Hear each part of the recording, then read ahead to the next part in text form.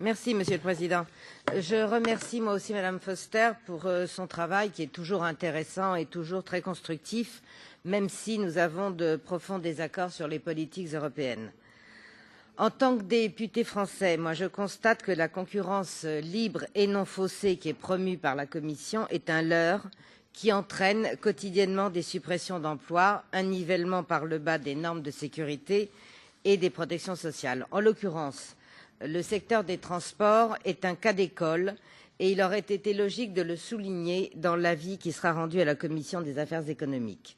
En France, les politiques de Bruxelles ont eu des effets désastreux. La concurrence européenne a ainsi abouti à la disparition quasi totale des chauffeurs français qui ont été remplacés par des chauffeurs étrangers à bas coût pour le plus grand profit, évidemment, d'entreprises peu soucieuses des conditions de travail de leurs employés.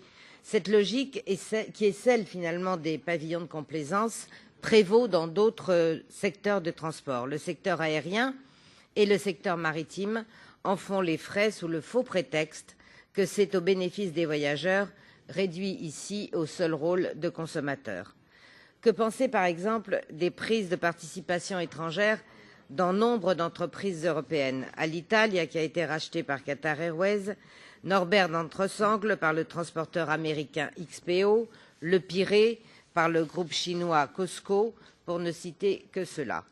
En définitive, entre précarisation des emplois et la cessation d'infrastructures de transport stratégiques, l'Union européenne, au lieu de protéger les intérêts et les emplois européens, les brade. Au nom de la rentabilité à tout prix, il y a un autre secteur aussi qui est particulièrement délaissé, l'aménagement du territoire. D'ailleurs, en France, il n'y a plus d'aménagement du territoire du tout. Et je pense, moi, sincèrement, qu'une telle politique de la concurrence est vouée à l'échec. C'est pour ça que je regrette beaucoup qu'aucun de nos amendements n'ait été repris dans les compromis.